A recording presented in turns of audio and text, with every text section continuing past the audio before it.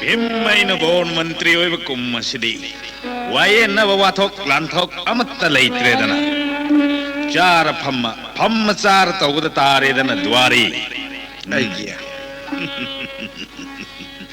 ददा जुदिस्थिर निंगथौ ओइबसिना लैबाक असि मरा तपलबनी खंग्रे भिम्मैबु कीबदगिनी खंग्रे वायेन बेयाब वाथोक लांथोक अमत्त हेक लाक्तेदा अमत्तंग लाक्लबदी ऐन वायल गदबसी मीन चलदब ngakatawge khangnido nanaina bor mantri gi soron de khurum jere giya kaidore kanala iha nanai huran ba mapu manai la ye giya ha huran ba mapu manai nungai reda pusalo tillabane phagani kauksin jaru khige giya pai huran mapu manai haiba pai mapuna section dabra manaina huran libra khangni do ngasidi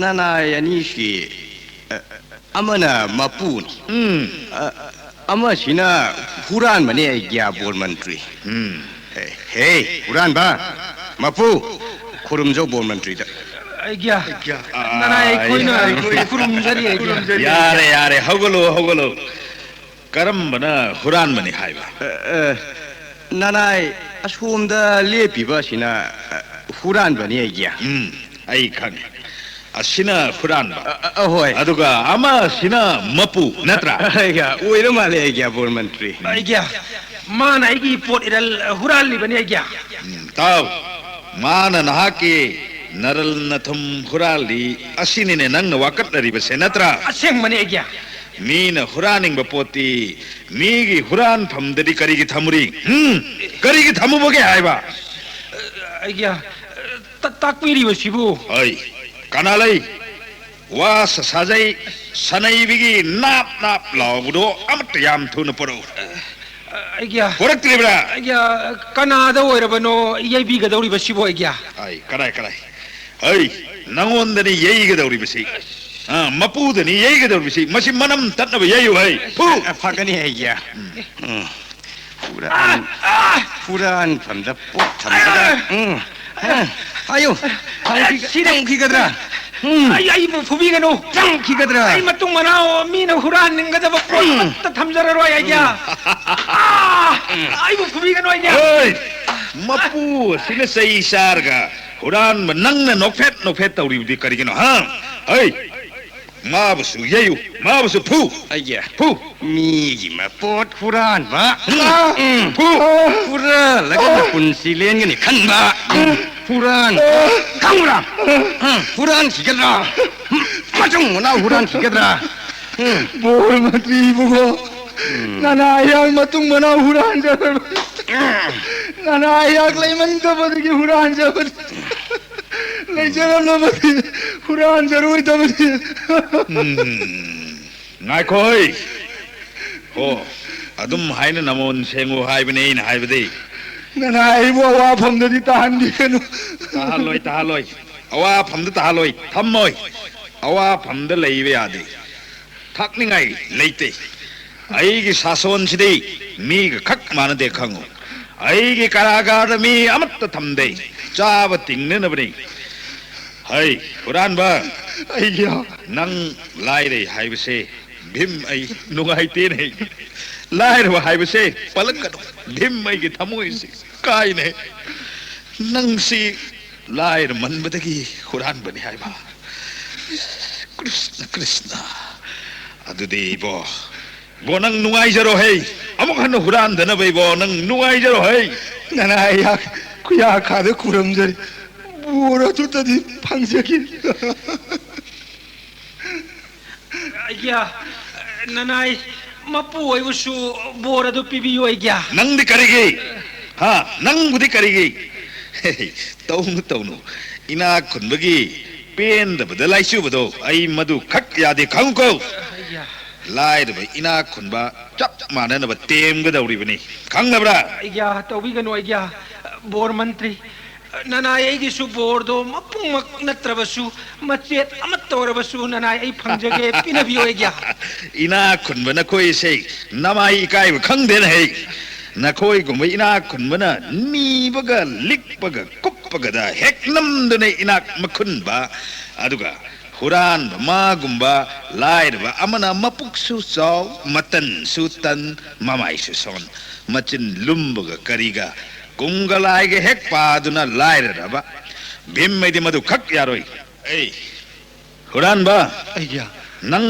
तन्बे यारोई नना आई तंजररो अय्या अदुगा सुनोम दबसु यारोई खंगबरा future अनि अय्या चतखो चलो चतखिबे यारनी विचार लोयरे असीम सुताव हयें कौ नमित्तगे अनो वथोंग अमगा बेम आइन board मंत्री ओइबा मतम मसिदा लैबाक पुमनमक सनहनगनै ताकपियो बेम आइन बोर्ड मंत्री ओइबा मतम मसिदा असोनबा अनाबा मत्त लैबे यारोई अदुगा ताव असोनबा अहल लमन सिंगना नहा सही तरा मंगागी बयोस ओनगदबनै अनाबना नादबोन थोकदबनै निंथौ पान बलैवाक हाइबसिदी साफम लानफमनिना असोलना लैबे यादे मसा मसाना ओनजब ngamle ओनजौ ओनब ngamद्रे बेममाइन ओनबिगनै खौ यादब यारोई लैपाक ngamnadre बेम आई लैरी बेम आई गिदिंगान खिवाना अरेपनै अरोई बनै ngasiगidi दरबार लोयरे नुंगाई जय बोर्ड मंत्री भीमसेन मंत्री की जय भीमसेन बोर्ड मंत्री की जय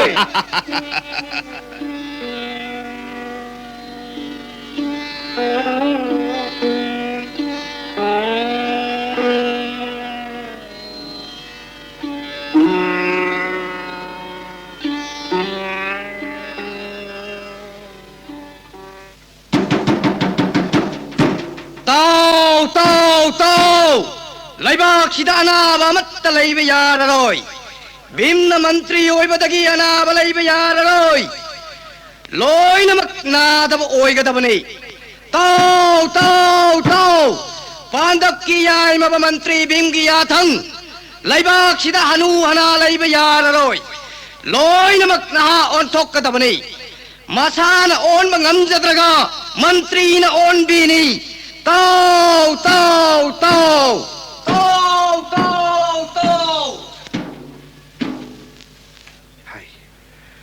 Hanubi, laibakna, ngangnaribasi tadran hai.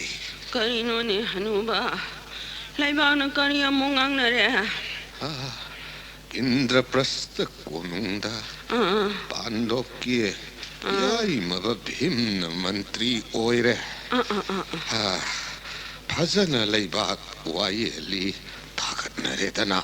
Aduda kaidauraba. Ai kaidauraba nattine. Bhim mantri ki wayel do angakpani hairine. Manglam satta tauhidaba ngakta tauwi aidana laibak thagatnaribashinine. Kunti ki masa yai maba Bhimsen. Oh hoine Bhimsen do. Mayamba ahal Dharmaraj Yudhishthirna ningthau oire. Yai maba Bhimna mantri oiridana. Magna paujil thaduna lauthok halibanine. Se ahan leiba yararoi. Naha loi na ongadabani. Sini ne sagol pau thaduna lauri base. Bhim haibsidi angaubani. Walauru yamna teko. Pangangang sakpadubu. Ai mirol thungdabi. Hogdong turel kumdabi siga hai. Nang na khangba pot na tiene. Bhim haibado chaurabani ne. Boro mantri oiribani ne. Laibak ngang na babu. Indraprastha konungda darbarda montik mundum tharadana noi peladana chautrok chawmakai lemna phammi haine मसिन मवा चटली हाइरिने भिमदा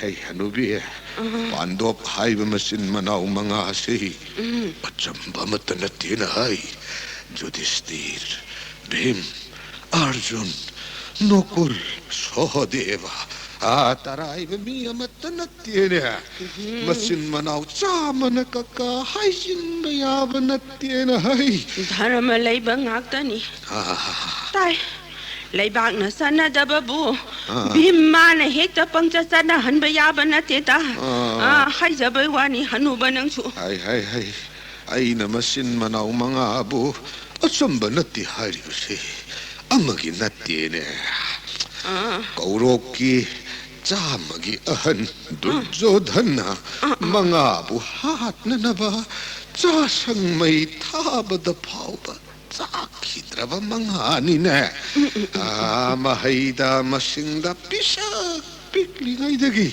Sama dagi adum matoy ribani Asigi wani ne Toy Singi hai Mathaw na mapanggan lay hai Adubo ni hanuba Lauthok liba sagon pao sidi Miyoy ba nang amlaroy asinida Ahan bu na ha hekon Kanana sa nabagida Hari bhakti laibadi masin manaw mga nido Arjun hariba partha sina Bhagavan Sri Krishna siga sokha sanariba nido Ay natabadadi Krishna na saan ba siya Yay mamabhim siya nitay Hanuba Karida tariba Tayo na rin nang bo Ay apang bi hari na busan birabada Ngam da ba yada ba kari laibagin hay apang bi Hari na budi sale aduda Ahan na nahaon badi onade Sibagi wani da hanuba Hay Imana ba haloy ra ba Say supay ra ba Masam ngaw ra ba kayama Imay pema Kay daw ra ba Nahagi pizit siyat ladana Nahama na ba Masamuna na ba kasang ladana Makwang ka daw Sumnagating Sumnagating katladana Sininda ba dagitong na rin nidana Ay matauroy ko Madugi wani ne hanubi Hoy ni Ngarang do Laklamba mamanggi Arang pamba tadakado Matsakado kangutreda hay Yezari boy kalui Madugi oire kwa Hojikti Yudhishthir na ningthaw oire Bhim na mantri oire Oy sanu Wajaman gini Adubo Wayen bada Magi Bhim hai bado Gadadu madi thade hai na hai To Aduna buhani Ahaloy ra bahayb sidi ne Ho ha he hai bada Lan chat bada Konglo palaw oy dawrim ni do Angang on ba na sumni Asini ne Hai hanubi na Tini Karini na hanuba Hak na bhap to aduk Haganu na hai Khangde Aidi Kanna bo makhali hanubi Kari khalim no hanuba Bhim gi manakta Amuktang chachiray dra Kay daw ba no ne sa tawri po Ay gidi siyang na hekta Aning bado Tak hekta hayo gadawri ba ni Iman ba na siyam sana riba si Ay di yawde Siyang na sakyat na ha hekta olhan biyu Yatang tawtari ba su Bor mantri zina ni chan biyu Kripa taw biyu hay duna Makhong da hekta tuga da ba ni Andre da hanuba Hey hanubi Kana di Nangsu Sachida hayeng di Ay yawzaroy da hanuba Tauno da Hanubi tauno da Hayeng ay nakok Nahaon da na yung da tok lak Lingba muksa na roy da Nang bunungay roy da hanubi Masi hanuba si Matong nai masade da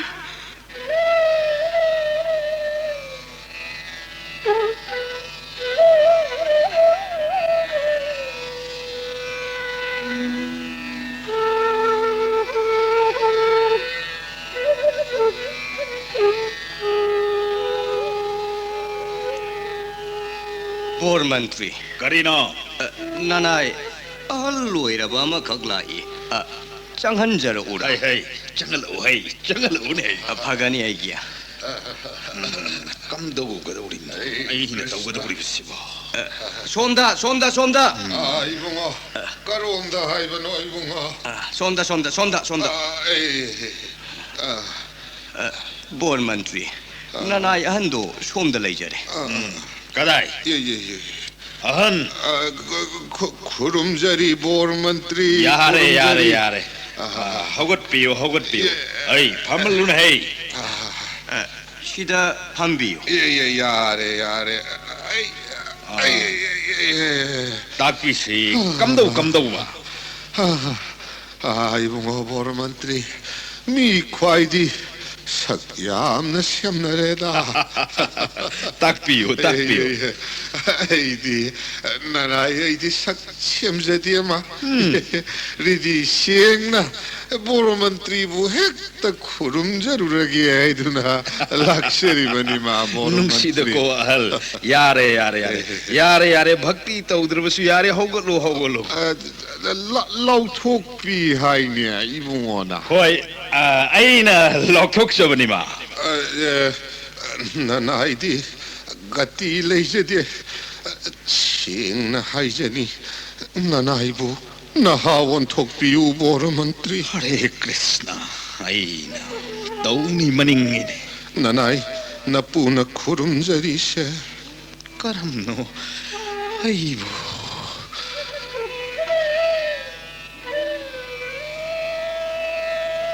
ओइजरो on ओइजरो bore मंत्री गदानी अहल दुदा चुम्मिने अइना तौरी बस गदानीने गदा नानाइ नपु कंखचरे नुगाइरे आई नहावलेदना ting hek lauredana Kripani bore मंत्री नाओले bore मंत्री नहावले दैननिको पांडव के भीम नपुक फरक क्रबोइदको ध्रुवनार्द मुनि ऋषिन फंगमद्रव सिद्धबु फंगबोइदको हे पांडु नंदन अफवत्त ओइबियुको हे ब्रिक्कदोर नुगाइरे अहल नहा ओल बनिना चचखिब यारगने आई यौजरगे बोर मंत्री आई नहावले नुगाइत्रन है कुमै सुबैबा दैननी बोर मंत्री दैननी नायको द्वारे अतै लाख प्रयंको ओलन खिगे नुंगसिदको हे गौमुदी गदा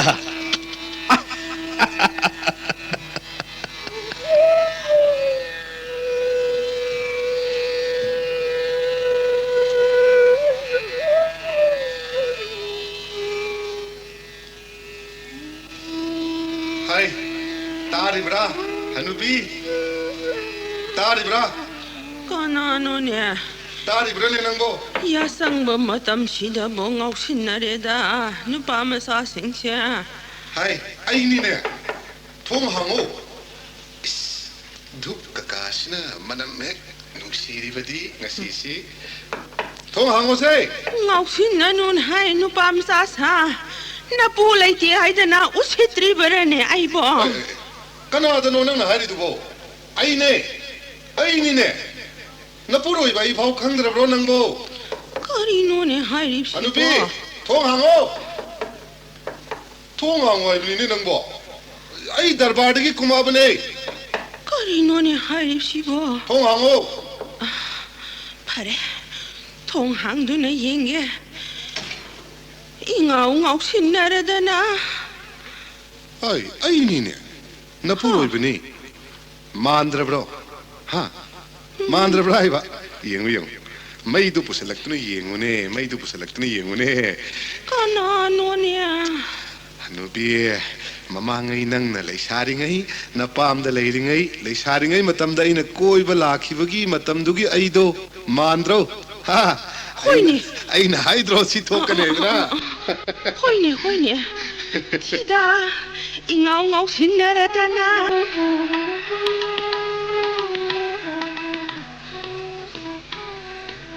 Hey, Agia, long hey duari. Aingon the wakalama powder clean hey. agia, kari takpi gadaba. Mi sirga sanskar tokthokpasi ai pamdren hey duari. Ana bal hen ba yadre. Takpi rib shibu agia. Pamdren hey shibase. Chang sarga kan ba pamle ne ai. Ya gadrone bor mantri. Yani yaroi do amat laite. Paikat ankhigedabani yad. Kadai da woiram no agia. Sadga yahungadabani. Atai matamda dei. Iman manana adum marairamgani. Bimmaina bor mantri oiringai matam masidadi hongdok langai khangani. Ibungo yaima. Ngomgodab lairabdi. Fakra wani ne adudi. Oh, adum haidana. Darbar si wayong kaya isa sadi. Aiso pammasara laibada tari. Leipak ase wathok lanthok irei leitabagum tawi. Aina wayel ningbaga leibak na satnari basiga pungken na urin hey duari. Aduna ne aina jat hongdok ibse. Asum bani agia. Mama ngai dadi asum tongnaramdi. Wasat ka wanonga. Leipaki angam basing kan bacana basina mahani. Adubu ai khoi gi sidadi kanam talakti. Kai dori jano khang dia.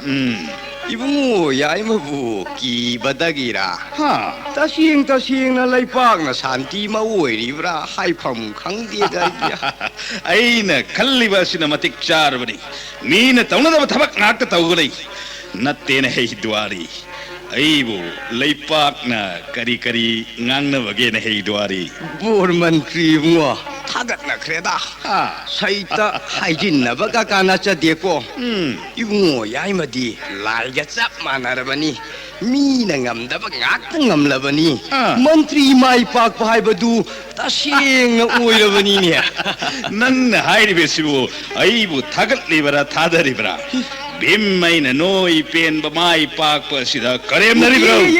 Nachadi ayo ibungo ibungo gada adu dadi thambi. Ai nangbu kibran hai. Kija kreda ibungo yaima kija kreda landa damak sijinabiyu ko. Wayen bada sijinabasi swai humang pakhatlibu nanai. Thammage ai gada si thamme ibo thamme. Aduna thambiyu danado. Adubu duari. Marak tai gada si hek paining inai. Pakcha babudi karida praman taugani. Bhimna gada pai ba haire dana. Pakpuran heibo. Nayambung ahal kauro ki durjadhona pai babudi. Hi saita ibungona pai bi bana hi libu. Pakcha ba. Masibu Kanadagi tambi bagi aja. Kangong ai haige tau. Jagat ki mabungo Sri Krishna ki mayambung ibungo dada Balaram da tammui danai de. Fajaram krani bu ibungo Balaram ibungo na lengbanda aduk langgol thon ba. Ibungo na su chaura ba lum la ba gada aduk pai bi ba. Sang la ba ting thau na kup la ba kuru khetra ki sinya domda. Kuru han ba numit ki ngangra na ba maswekta. Upui prang hoba makai gada bak orai bibado pajaram krani dai bungo. Orai ki tattana orai ki wasak kaloina na. Duare kanade matamang kina bani. Ninglingai sida kaudringai sida laukthau leipak mayam da amuk kana laukthau sibe aroi sang sarga kagada bani haina. Pagani nanai lauthok cheruge. Hausimak laukthau thin thaba yade. Leipak ta da batauro bol mantri Bhimsen gi athang nei shiva yararoi sang sarga kagada bani shiva yararoi sang sarga kagada bani ana basu ayek basu ason basu amatta leiba yararoi.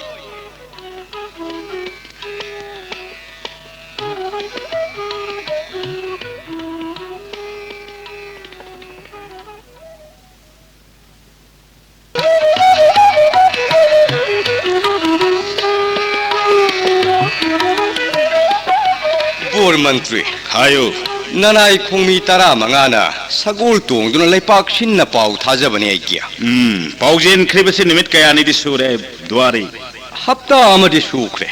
어두부 나이 하이버수 따디 시 하이버수 따디 보르먼트리. 라우토르바 파우니나 타박 오이나 타우다바 숙야 야다바네 에이기디. 아두리 숨다우시 두아리. 딱비오 애기야. 마이브 사브싱 푸르막 하나라 दरबार कोखटलबा कना कनादा अनाब लायेंगली मसक ममिंग हायु आइदना हंगलबा ममिंग मथा लेफम खंगोकलबा अनाब सिंगदु दरबार पुखल हलबा यानी ने हा मधु यानी ने हेदवारी इबुंगो याइमनदी यानी ताकपीरी नानाइना सुम खंजबददी हायु तासी लंबी लंखांगदा यामना सीनी बुमसी करीगी सीगदौरी बनोने दुआरी नानाइ अइना हंगचबदी असिनी अनाबदु खोमी सिंगना फादुना वागी सगाई सादुना पुरकलो अरुम लायौगगा मसादु थक थक थक निगलो लंबीदा दुम लालनी मी हाटपगी दंदीदुना ईश्वरना इबुंगो याइमरोमदो ओय मतोय नरनंग हाइजररो नानाइ हाइजररो याररो अइना खलुरबसे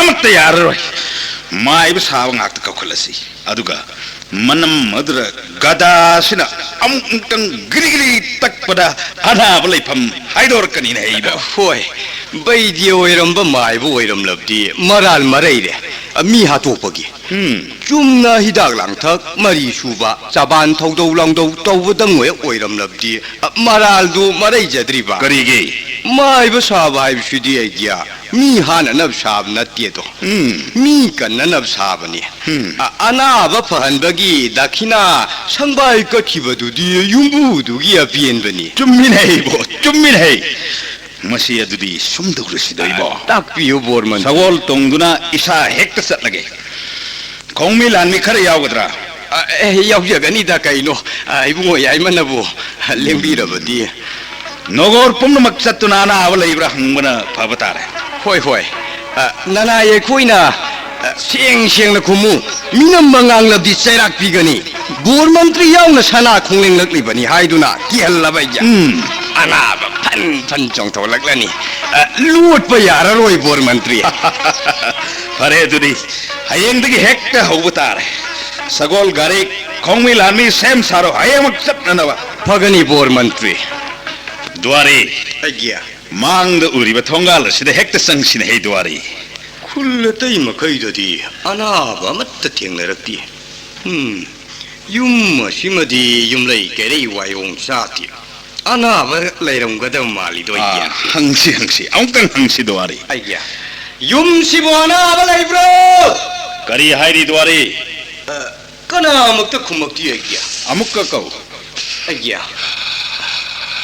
ऐ ngaiko duari yum sigi manungda anaba amana nahib gum tari ne kanano ongta hangun heiba huini rungo yaima anaba ki nahib am taine taine aiso anaba yauri bro anaba leirabadi sengna hayo anaba yauri bro ai nari kana oirabano anaba yaure ne he duari anaba leire phai khangani dana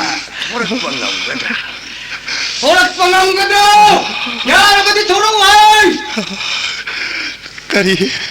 kari oirabano nari ya nari chummi duari masi nar bazani ya amtam yeng nabiyo mapuk asina kangtik kangriba aduga masi agrak asina asuktin singi bisibo maya ji noi ya noi ya mataba ki mihunna sina sharu marek pit paure naba kayang kuire naba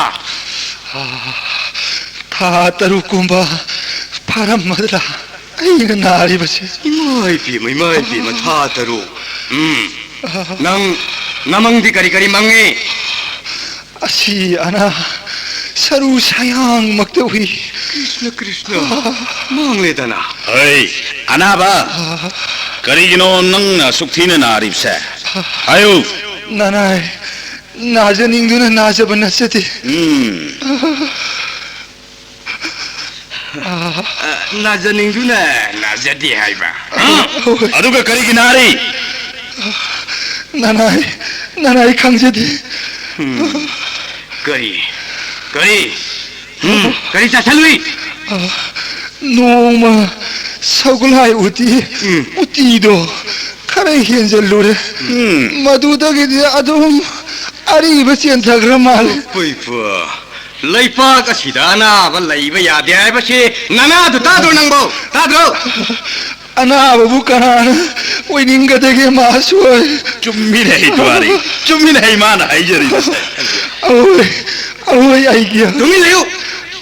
너진 티그노. 마이바 까나까나 영해 하. 까나까나 영해. 마이바 수레 पैसा 띵누나 또이.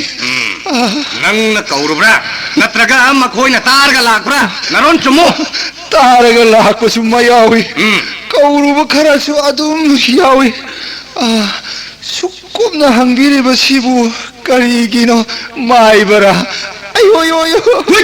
아이고이 고능덕이니 강abra 고능기 미 앞더니 나망다 랩리버세 강abra 라이팍 아시기 보르 मंत्री भीमसे 아이 그놈 tahu 아이야 나나시 그놈 तौखरे bore मंत्री 그놈 तौखरे फरे लफू मतुप अमगा लालातोन अमखक थिरो चलो थिलबनी थिरो इबुंगो याइमा कइदौगदबो ओइरमनो आई लानबीगेन हेइबो लानबीगेन हे मांगले इबुंगो याइमा नरबोध पापुबतारिने आइया हा अदुन सुम्ब्रन हे द्वारी नानाय सियागिया सिबमक्ति सिद्री इबुंगोबो भीमनी हाइबा खंगलकपदा किदुना वान्थबो माली आइया सिदा पुछलो कलो आइया लपू मकक लाला तोनगा सोमदा लैजरे आइया याररोय अमत याररोय हिफलो लाला तोन अदुदा लफू मतुप अदुदा मोन खंगलो द्वारी आइया पुंसेन संगदबो ओइरब्रेगिया मोनसिखा सकप मोनसिखा सकप ngamba नोय कना यावी द्वारी मधुगी दरकार लेते तौनबदा इने इबुंगो याइमा इहे नखोय जोंथोक न पंखरदको इबुंगो याइमा मीन सनब थबक आई अमत सनरोय अमत तौरोय आईना अमने मीगिना अमने से उरबरा आईगी गदा से नंग उरबरा लोय मोनम लुम्ब गदा से अमु पाइकत क्रिनेश आइया करी तौबिगदबो ओइरमनो इबो लानबीगेन हेइबो लानबीगदौरिमनिने आइनी लानबीगदौरिमनि लानबीरुनु बाइबिया लंजबाइदु थोकनी लानबीबगी महुत फहनबियुदो बोर मंत्री फहनगदौरिमनिने द्वारी फहनगदौरिबा येंगो आई तौगे येंगोने द्वारी आईने करी लाउथोखि नंग ताद्रो तायगा त्याय मी सिबे यारोय अनाब लैबे यारोय हाइना लाउथोखि कियगिया हो अदुनि मधु मातांग सिदा तौगदौरिमनिने आई गदासिना मथबाक सिदा थम्मिबसि नंग उडुब्रसे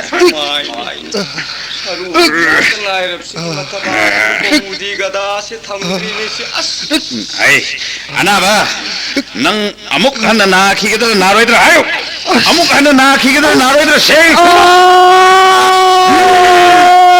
आयो हस कइनो माइ मकुन माइ पांबा कुंजु संग मना तो कइलाइनो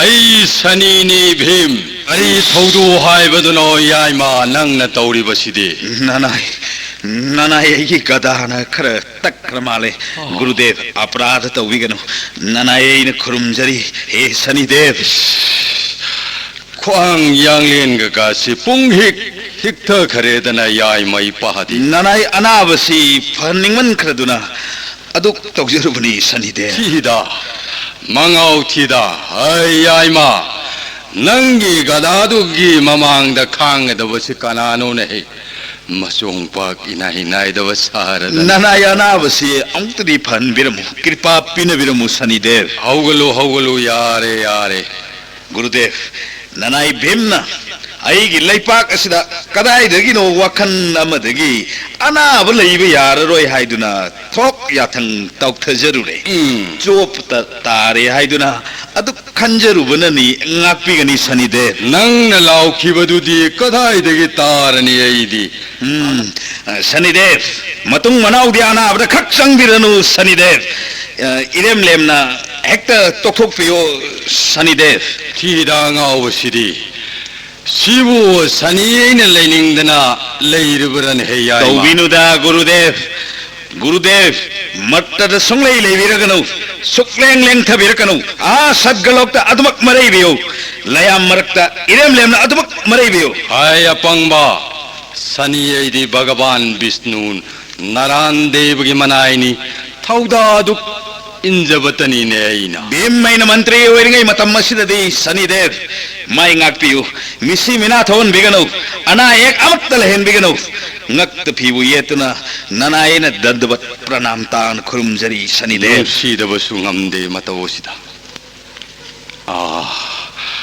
타모예시디 가야디 생저리바 라얌 뿜는 와 톡라가 톡 서니 부인 톡세노 오이데 헤야이마 하굴루 숨도시 딱비시 서니데브 सनी इंगोन सुलयाम नहीं ईरान सीब याद न बा नंगी प्रजा पुनमक श्री हरि के नाम से पंगसोंदा सोलन मर्ट लोक त नहलुरो यहलुरो सिहलुरो एक खैरक पदा सियन ब नहन मंगमद्रे श्री हरि के नाम ना नाक तंगाई खरे मर्ट लोक ननाई गति लेत्रे हाइजरेगे श्री होय अदम सिनबिरो सनीदेव अदुगा हाइजे होगदबा मना ननाई सिलिनाउ पंचपांडो मंगा इमा लाइरबी कुंती देवी मसीदा सनीदेव की दृष्टि अमुक तहन बिबसिदंग मसीदंग सनीदेवना बीमा महारानी द्रौपदी अइना सिंगबपुसु यिंगसिनबिरगनो कनानो सिना ननायेगी रासभादा मतम कुइन वाजरकलबा इपा सकलबा यमुंग युधिष्ठिर की फमनाइबा मनी गुरुदेव होय होय होय येंगदब तारेदना अनाब नंग अइना थोराबनिना सोडु मपुंग फाना होनब यारमनि फारो है आई चले याइमा आई पा चले प्रणाम सनीदेव प्रणाम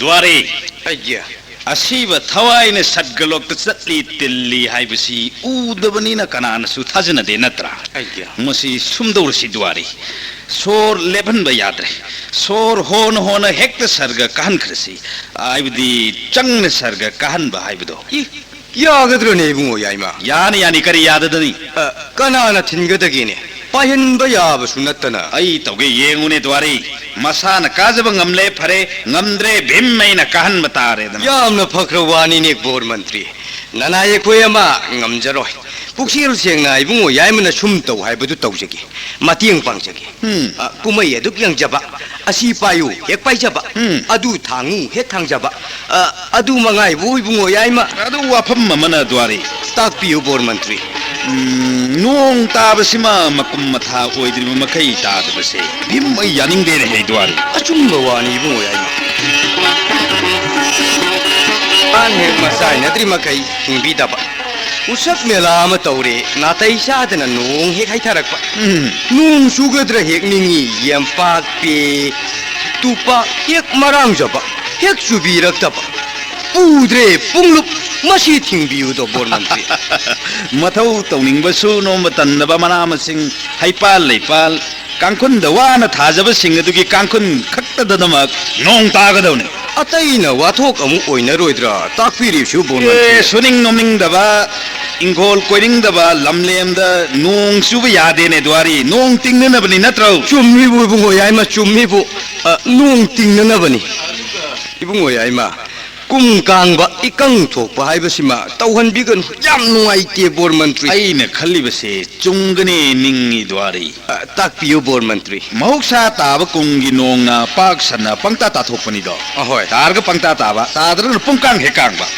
ꯊꯤꯛ ꯂꯩꯇꯕꯅꯤ ꯍꯥꯏꯔꯤꯕ ꯚꯤꯝ ꯑꯩꯅ ꯃꯟꯇ꯭ꯔꯤ ꯑꯣꯏꯔꯕ ꯃꯇꯝ ꯑꯁꯤꯗꯗꯤ ꯃꯗꯨ ꯈꯛ ꯌꯥꯔꯣꯏ ꯅꯣꯡꯒꯤ ꯃꯃꯜ ꯏꯁꯤꯡꯒꯤ ꯃꯃꯜ ꯃꯁꯛ ꯈꯪꯅ ꯂꯤꯛꯅ ꯂꯤꯛꯅ ꯆꯣꯏ ꯆꯥꯡ ꯂꯦꯞꯄꯒ ꯇꯥꯍꯟꯒꯗꯕꯅꯤ ꯗ꯭ꯋꯥꯔꯤ chumkreda ko he pandap ki burkodor yai maba bimsen nanaina khangjadaduna wagi wapa charingaida khanlakpa thelaba wakhal kaya adu kari khangjada hangat charure kai jakreda nanaidia ꯑꯁꯤ ꯂꯩ ꯍꯥꯏꯕꯒꯤ ꯋꯥꯇꯅꯤꯗ ꯗ꯭ꯋꯥꯔꯤ ꯚꯤꯝ ꯃꯩꯗꯤ ꯄꯨꯝꯅꯃꯛꯀꯤ ꯋꯥ ꯂꯧꯒꯅꯤ ꯃꯪꯉꯝ ꯆꯠꯀꯤ ꯂꯩꯉꯥꯛ ꯄꯊꯥꯞ ꯋꯥꯆꯠ ꯋꯥꯅꯣꯡꯒꯤ ꯁꯥꯁꯟ ꯑꯔꯥꯟꯕꯕꯨ ꯑꯆꯨꯝꯕ ꯑꯣꯜꯍꯟꯕ ꯂꯥꯏꯔꯕꯕꯨ ꯏꯅꯥꯛ ꯈꯨꯟꯕꯅ ꯑꯣꯠꯄꯤ ꯅꯩꯕꯤꯕ ꯑꯇꯣꯡꯕꯗ ꯂꯩꯊꯣꯟꯕ ꯑꯀꯨꯠꯄꯗ ꯂꯩꯇꯧꯕ ꯍꯥꯏꯕꯗꯣ ꯑꯩ ꯃꯗꯨ ꯈꯛ ꯌꯥꯔꯣꯏ ꯗ꯭ꯋꯥꯔꯤ bor mantri ꯃꯔꯝ ꯑꯁꯤꯅꯅꯤ ꯚꯤꯝ ꯑꯩꯅ ꯌꯥꯅꯤꯡꯗꯕ ꯃꯈꯩ ꯙꯔꯃꯒꯤ ꯃꯁꯛ ꯑꯣꯏꯔꯕ ꯌꯥꯃꯨꯡ ꯑꯍꯜ ꯖꯨꯙꯤꯁꯊꯤꯔ ꯃꯍꯥꯔꯥꯖꯒꯤ ꯃꯇꯝ ꯑꯁꯤꯗ ꯑꯆꯨꯝꯕ ꯃꯁꯛ ꯇꯥꯛꯀꯦ ꯍꯥꯏꯅ ꯈꯜꯂꯛꯂꯤꯕꯁꯦ bor mantri punnamak Sri Hari gi kripa nijaduna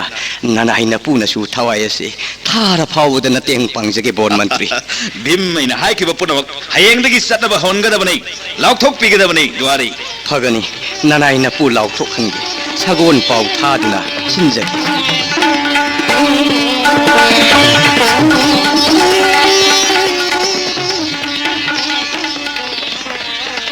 ꯚꯤꯝ ꯑꯩꯅ ꯂꯥꯎꯊꯣꯛꯈꯤꯕ ꯌꯥꯊꯪ ꯈꯨꯗꯤꯡꯃꯛ ꯄꯥꯡꯊꯣꯛꯈ꯭ꯔꯦ ꯑꯀꯣꯟꯕ ꯂꯥꯎꯊꯣꯛꯈꯤꯕ ꯌꯥꯊꯪ ꯁꯤꯃꯗꯤ ꯂꯩꯄꯥꯛꯅ ꯆꯠꯅꯕ ꯉꯝꯗ꯭ꯔꯦ ꯑꯩꯅ ꯆꯠꯅꯍꯟꯕꯁꯨ ꯉꯝꯗ꯭ꯔꯦ ꯀꯔꯤ ꯎꯄꯥꯏ ꯇꯧꯒꯅꯤ ꯁꯤꯗꯤ ꯑꯁꯤꯕꯕꯨ ꯁꯤꯍꯟꯗꯕꯁꯨ ꯉꯝꯗ꯭ꯔꯦ ꯑꯅꯥꯕꯕꯨ ꯅꯥꯍꯟꯗꯕꯗꯤ ꯉꯝꯂꯒ ꯑꯁꯤꯕꯕꯨ ꯆꯪꯅ ꯁꯔꯒ ꯀꯥꯍꯟꯕꯗꯤ ꯉꯝꯗ꯭ꯔꯦꯗꯅ ꯀꯔꯤ ꯃꯥꯒꯤ ꯅꯨꯡꯁꯤꯠ ꯍꯥꯏꯕ ꯂꯥꯏ ꯑꯗꯨ ꯑꯃꯨꯛꯇꯪ ꯎꯅꯅꯤꯡꯈ꯭ꯔꯦꯗ ꯃꯥꯅꯗꯤ ꯉꯝꯒꯅꯤꯁꯦ ꯃꯉꯣꯟꯗꯗꯤ ꯀꯔꯤꯁꯨ ꯂꯩꯕ ꯊꯕꯛ ꯅꯠꯇꯦ ꯇꯧꯒꯦ ꯈꯪꯉꯣꯏꯗ꯭ꯔꯗꯣ ꯑꯩ ꯇꯧꯒꯦ ꯈꯪꯒꯅꯤ ꯑꯩ ꯅꯨꯡꯁꯤꯠ ꯅꯤꯡꯊꯧꯅꯤ ꯚꯤꯝ ꯅꯪꯅ ꯋꯥꯔꯧ ꯃꯟꯕ ꯇꯥꯕꯗꯒꯤ ꯅꯪꯕꯨ ꯊꯦꯝꯖꯤꯟꯒꯦ ꯂꯥꯛꯂꯕꯅꯤ ꯁꯝꯂꯥꯡ ꯏꯐꯥ ꯐꯥꯕ ꯇꯦꯂꯪꯒꯥ ꯃꯃꯩꯒꯨꯝ ꯐꯔ ꯐꯔ ꯍꯥꯏꯔꯕ ꯆꯔꯩ ꯊꯣꯟꯕ ꯁꯝꯂꯥꯡ ꯃꯇꯣꯟꯗ ꯑꯆꯧ ꯄꯤꯁꯛ ꯅꯥꯏꯔꯕ ꯎꯇꯣꯡ ꯀꯌꯥ ꯑꯃꯅ ꯌꯥꯜꯂꯤꯕ ꯃꯥꯅꯤ ꯅꯨꯡꯁꯤꯠ ꯗꯦꯕꯇꯥ ꯍꯦ ꯅꯨꯡꯁꯤꯠ ꯅꯤꯡꯊꯧ ꯅꯅꯥꯏ ꯚꯤꯝ ꯑꯩꯅ ꯚꯛꯇꯤ ꯀꯠꯆꯔꯤ ꯄꯥꯟꯗꯞꯀꯤ ꯌꯥꯏꯃꯕ ꯚꯤꯝ ꯅꯍꯥꯛꯅ ꯑꯩꯍꯥꯛꯄꯨ ꯁꯣꯟꯕꯕꯨ ꯀꯔꯤ ꯍꯥꯏꯅꯤꯡꯕ ꯂꯩꯕꯒꯦꯅꯦ ꯅꯅꯥꯏ ꯑꯩꯅ ꯑꯩꯒꯤ ꯂꯩꯄꯥꯛꯇ ꯆꯠꯅꯔꯣꯜ ꯑꯃ ꯍꯧꯗꯣꯛꯆꯔꯤꯕ ꯍꯥꯟꯅꯒꯤ ꯆꯠꯅꯕꯤꯅ ꯀꯔꯤ ꯇꯧꯔꯕ ꯍꯥꯟꯅꯒꯤꯗꯨ ꯐꯠꯇꯕꯕꯨꯗꯤ ꯅꯠꯇꯦꯗꯦ ꯂꯤꯃꯜꯂꯕ ꯆꯠꯅꯕꯤ ꯑꯣꯏꯅ ꯁꯨꯝ ꯇꯧꯔꯕꯗꯨꯗ ꯍꯣꯡꯗꯣꯛꯆꯅꯤꯡꯗꯨꯅ ꯇꯧꯖꯔꯨꯕꯅꯤꯗꯦ ꯀꯔꯤ ꯀꯔꯤꯗꯤ ꯍꯣꯡꯂꯨꯔꯦ ꯑꯅꯧꯕ ꯍꯣꯡꯒꯗꯧꯔꯤꯕꯅ ꯀꯔꯤꯅꯣ ꯌꯥꯏꯃ ꯌꯥꯝꯅ ꯍꯣꯡꯈ꯭ꯔꯄꯣꯅꯤ ꯗꯦꯕ ꯄ꯭ꯔꯤꯇꯤꯗꯦꯕꯒꯤ ꯁꯤ ꯈꯛꯇ ꯋꯥꯠꯂꯕ ꯀꯔꯤ ꯂꯩꯕ ꯄꯣꯠꯄꯨꯗꯤ ꯅꯠꯇꯦꯗ ꯗꯦꯕ ꯑꯁꯤꯕꯒꯤ ꯊꯋꯥꯏꯅ ꯁꯔꯒ ꯀꯥꯏ ꯀꯥꯏ ꯍꯥꯏꯅꯕꯁꯤ ꯅꯅꯥꯏ ꯚꯤꯝ ꯑꯩꯅ ꯃꯁꯛꯁꯨ ꯑꯃꯨꯛꯇ ꯎꯗꯦ ꯊꯋꯥꯏ ꯉꯥꯛꯇ ꯀꯥꯈꯤꯕ ꯑꯣꯏꯅ ꯇꯧꯏ ꯍꯥꯏꯖꯔꯤꯕ ꯍꯛꯆꯥꯡꯕꯨ ꯊꯝꯕꯤꯔꯝꯂꯒ ꯃꯩ ꯊꯥꯗꯣꯛꯄ ꯐꯨꯝꯅꯕꯒꯤ ꯊꯕꯛ ꯑꯁꯤꯃ ꯊꯧꯁꯨ ꯀꯣꯏꯊꯣꯛꯈ꯭ꯔꯕ ꯃꯇꯝꯁꯨ ꯆꯪꯈ꯭ꯔꯕ ꯑꯗꯨ ꯌꯥꯔꯒꯗꯤ ꯗꯦꯕ ꯀ꯭ꯔꯤꯄꯥ ꯇꯧꯕꯤꯗꯨꯅ ꯃꯥꯂꯦꯝ ꯑꯁꯤꯗꯒꯤ ꯁꯠ ꯁꯠ ꯍꯛꯆꯥꯡꯒ ꯀꯣꯟꯅꯅ ꯂꯧꯈꯠꯄꯤꯌꯨꯅꯦ ꯗꯦꯕ ꯃꯁꯤꯒꯤ ꯊꯕꯛꯁꯤꯃꯇꯪ ꯄ꯭ꯔꯤꯇꯤꯗꯦꯕꯒꯤ ꯃꯐꯝꯗ ꯁꯤꯟꯅꯖꯒꯦ ꯅꯤꯡꯖꯔꯤꯕ ꯅꯅꯥꯏ ꯚꯤꯝꯅ ꯈꯨꯌꯥꯈꯥꯗ ꯌꯥꯕꯤꯔꯒꯗꯤ ꯈꯨꯔꯨꯝꯖꯔꯤ ꯆꯥꯟꯕꯤꯗꯕ ꯌꯥꯗꯦ ꯄ꯭ꯔꯤꯇꯤꯗꯦꯕ ꯍꯥꯏ ꯚꯤꯝ ꯍꯧꯒꯠꯂꯨ ꯍꯧꯒꯠꯂꯨ ꯊꯤꯗ ꯉꯥꯎꯕ ꯉꯥꯎꯏꯗꯅ ꯁꯤꯗꯤ ꯆꯍꯤ ꯁꯨꯛ ꯌꯥꯝꯂꯕ ꯃꯤꯔꯣꯜ ꯂꯤꯁꯤꯡ ꯀꯌꯥ ꯑꯃ ꯁꯤꯟꯈ꯭ꯔꯕꯁꯤ ꯑꯃꯨꯛꯇ ꯊꯦꯡꯅꯔꯛꯇꯦꯅ ꯍꯦ ꯅꯪꯒꯤ ꯁꯤꯒꯨꯝꯕ ꯃꯊꯣꯡ ꯀꯌꯥ ꯆꯥꯗ꯭ꯔꯤꯕꯅꯣꯅꯦꯁꯦ ꯆꯠꯂꯣꯅ ꯍꯩ ꯀꯩꯗꯧꯔꯨꯅꯤ ꯚꯤꯝ ꯑꯩꯅ ꯈꯟꯕ ꯃꯈꯩ ꯈꯜꯂꯨꯔꯒ ꯗꯤꯍꯦ ꯃꯟꯅꯕ ꯇꯥꯔꯕ ꯏꯈꯣꯡ ꯏꯈꯨꯠ ꯒꯗꯥꯅꯦ ꯀꯩꯅꯦ ꯄꯨꯂꯞ ꯊꯧꯔꯤꯁꯤꯅ ꯄꯨꯟꯁꯤꯟꯖꯔꯒ ꯂꯩꯔꯥꯏꯗꯒꯤ ꯊꯣꯛ ꯍꯦꯛ ꯑꯣꯟꯊꯈ꯭ꯔꯒ ꯂꯣꯏꯔꯦ ꯁꯤꯗꯣꯛꯈ꯭ꯔꯒ ꯂꯣꯏꯔꯦ ꯌꯥꯏꯃ ꯀꯩ ꯀꯥꯟꯅꯒꯕꯅ ꯃꯤꯌꯥꯝꯅ ꯌꯥꯔꯣꯏ ꯉꯝꯃꯣꯏ ꯆꯠꯅꯕ ꯌꯥꯔꯣꯏ ꯍꯥꯏꯕꯗ ꯑꯩꯅ ꯅꯨꯡꯁꯤꯠ ꯀꯧꯕ ꯂꯥꯏꯗꯨꯗꯤ ꯑꯩꯒꯤ ꯏꯄꯥꯅꯤ ꯑꯩꯅ ꯍꯥꯏꯖꯔꯒ ꯂꯣꯏꯅ ꯌꯥꯕꯤꯔꯛꯀꯅꯤ ꯍꯥꯏꯗꯨꯅ ꯆꯥꯎꯊꯣꯛꯆꯔꯨꯕꯅꯤ ꯑꯩꯒꯤ ꯏꯊꯧ ꯋꯥꯔꯦꯞ ꯇꯥꯈꯤꯕ ꯑꯗꯨꯈꯛ ꯇꯧꯖꯒꯦ ꯍꯥꯏꯖꯕꯒꯤ ꯋꯥꯐꯝꯅꯤ ꯄ꯭ꯔꯤꯇꯤꯗꯦꯕ ꯂꯩꯔꯛ ꯈꯨꯂꯛ उना सिंगना फत्ता हौदी न पुंगसाई साइरे नुसित नुसा सब लेपीरे कुइरे सिरक्तबा इपानी हाइबदा लेमजफम लेते खंजरे प्रीतिदेव कयादनोने से ममोन से वारोरी ने से हाय इपान सिप्पीनी मी की मपानदी मथौ पन्नद्रगा अइनदी अमुक पल्लुखिगद्रौ याइमा नथवाई नुंगाइतब तौरुरनुको नंगी असी अना याव हाइबदो तौदब याद्रबनी हाइरगना इंगित अम हेक अदुक पिरउ इपान सोरने मथवाई ने हक्सांग ने पुलप हेक पुखत पिरगे को इपा चटलगे ने को याइमा प्रतिदेव नसा पिंजरे प्रतिदेव अदुदा प्रतिदेव करीनो ने करी हाइगदब वाटलिबगे हाइरो इपा थेंक्रे नुसित छेटलगा लेचिन पाइरगा नुंगदुम ओलगा नोंग सुबसी मतंग खरगरे येंग बिदुना सुबी उने प्रतिदेव सिरा ngawiदना भीम मीन ngangnaba chummidana masak asi yengle nungsidaba sungamdedo ai buahan thangda layam mayam na chatnabi thugaire haiduna amuk inthok patare ne aibo kadai da tahallo hairi banone nongdubo प्रतिदेव